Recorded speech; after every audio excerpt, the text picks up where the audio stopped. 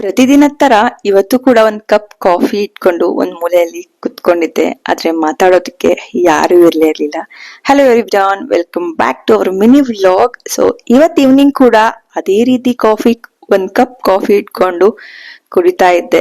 But ಮಾತಾಡೋದಕ್ಕೆ ಯಾರೂ ಇರ್ಲಿಲ್ಲ. ಯಾಕಂತಂದ್ರೆ ಭರತ್ ಆಫೀಸಿಗೆ ಹೋಗಿದ್ರು. ಸೊ ನಾನ್ ಅವ್ರ ಮಾತು, ಅವ್ರ ನಗು ಎಲ್ಲದನ್ನು ತುಂಬಾನೇ ಮಿಸ್ ಮಾಡ್ಕೊಂತಿದೀನಿ.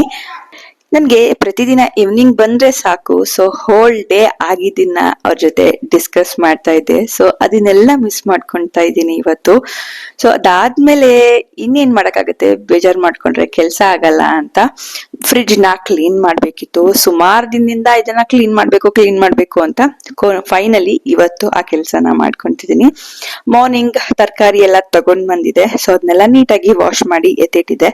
ಸೊ ಇವಾಗ ಕೋಲಿನ್ ಬಳಸ್ಕೊಂಡು ಫ್ರಿಡ್ಜ್ನೆಲ್ಲ ನೀಟಾಗಿ ಕ್ಲೀನ್ ಮಾಡ್ಕೊಂಡು ಎಲ್ಲಾ ತರಕಾರಿಗಳನ್ನ ಎತ್ತಿಟ್ಕೊಂಡೆ.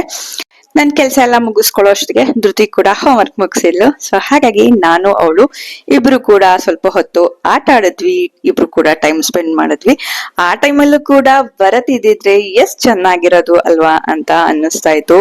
ಧೃತಿ ಜೊತೆ ಟೈಮ್ ಸ್ಪೆಂಡ್ ಮಾಡಾದ್ಮೇಲೆ ಡಿನ್ನರ್ ರೆಡಿ ಮಾಡ್ಕೊಂತಿದೀನಿ. ಡಿನ್ನರ್ ಅಲ್ಲಿ ಮಧ್ಯಾಹ್ನ ಅನ್ನ ಉಳಿದಿತ್ತು.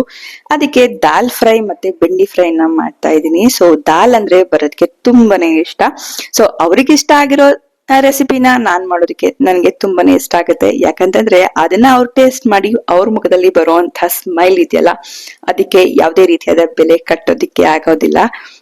ಇದಾಗಿತ್ತು ಇವತ್ತಿನ mini vlog. Thank you for watching. Take care, bye.